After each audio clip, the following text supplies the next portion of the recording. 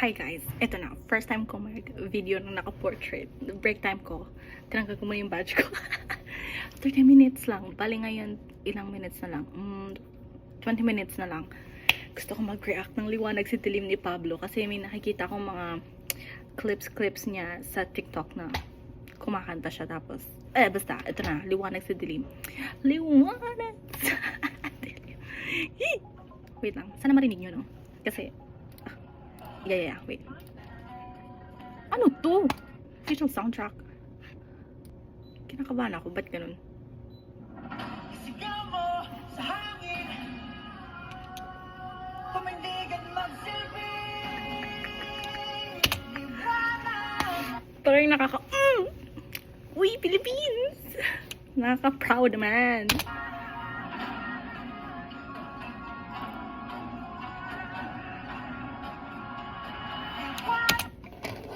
Liwanag! Ganun.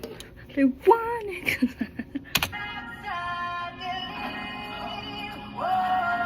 Ay!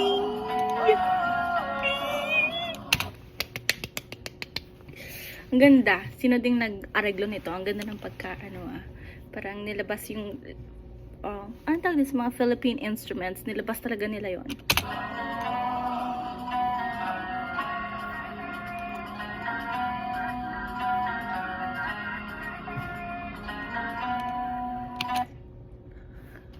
Wait. Gusto ko tuloy tingnan yung Incognito is a Philippine television drama action series produced by Star Creative and Series 360, directed by Lester Pimentel. Okay. Oh yeah, original song was River Maya. I remember, yeah. Turing ang iyong sariling naghahawi ng ulam sa kalagitang ulimlim. It's giving me Moana vibes. I don't know why, you know. Tambalang yayanig sa bawat nilalang magigising ng lupang kulang sa dilig. Hindi ko alam kung fan lang ba ako or bias lang talaga ako kay Pablo. Pero maganda. Aminin nyo. Maganda lang talaga kasing gumawa ng kanta at mag-arrange ng song si Pablo. I wonder if siya yung nag-arrange. Feeling ko siya din. Check natin mamaya. Ikaw ang magsasabing kaya mo to. Tulad ng isang tanglaw sa gitna ng bagyo. Isigaw mo sa hangin, tumindigan magsilbing. Alam mo, sa part na ako kinakabahan, baka may pumasok tapos makita na, ano ginagawa mo nag-YouTube? Girl, I'm on break.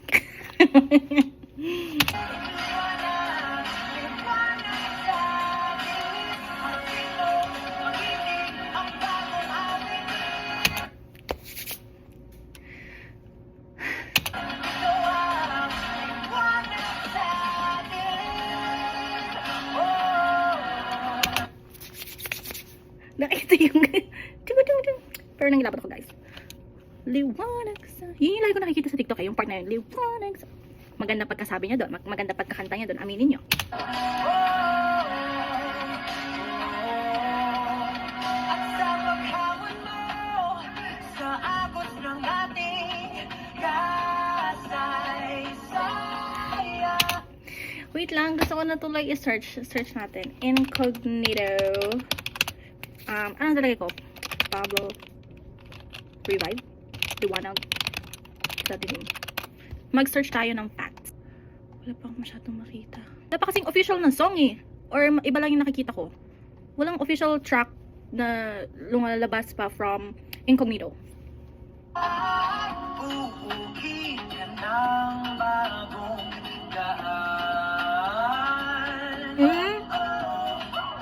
Ikaw ang aawit ng kaya mo to. Nakakabay pero di Pilipino pag talaga SB19 ako. It doesn't matter who sa SB19. Pero talagang nakaka-proud talaga. Philippines. Isang panalangin sa gitna ng ulan. Isigaw mo sa hangin, Tumindigan magsilbi. Ay, akala ko yun yung part na yun. River Maya must be so proud. I bet.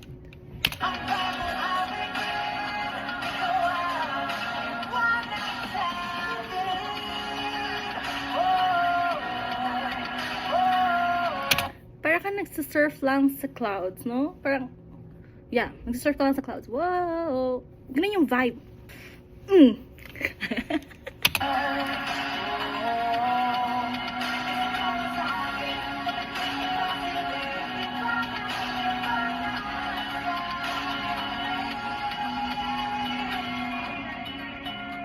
Ito yung isa sa mga very mahilig ako mag-critic sa utak ko ng about sa pag-instrumental part. Kasi usually mga instrumental minsan boring or inuulit lang. Pero ito kasi yung time din para ipakita yung pagiging artistic ng mga producers and yung mga musicians. Doon nila linalabas sa part ng instrumental. So let's see.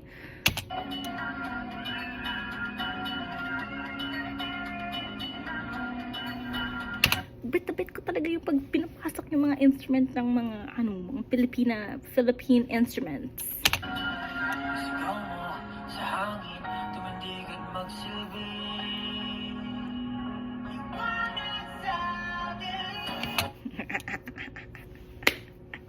Nakakainis, ang galing-galing. Alam mo yung feeling ng parang paulit-ulit lang naman yung lyrics, pero iba't iba yung atake every verses. Ang bagong awit.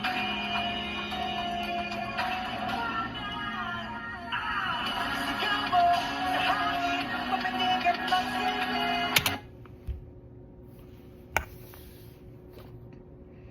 Ito yung, alam mo, feeling ko mas maganda yung pakikinig ko, yung experience ko, kung maganda yung speaker ko. Feeling ko ang bigat ng bass sa part na to eh.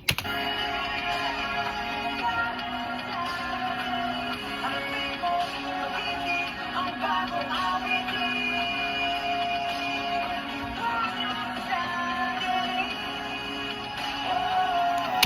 Favorite part ko talaga din yun. Wow!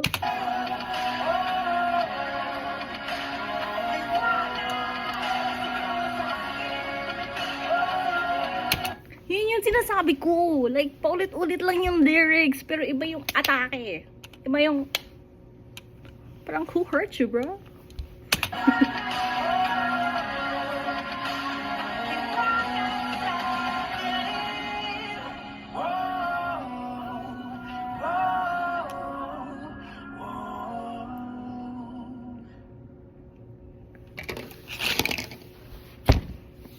Parang, mic drop. Wait.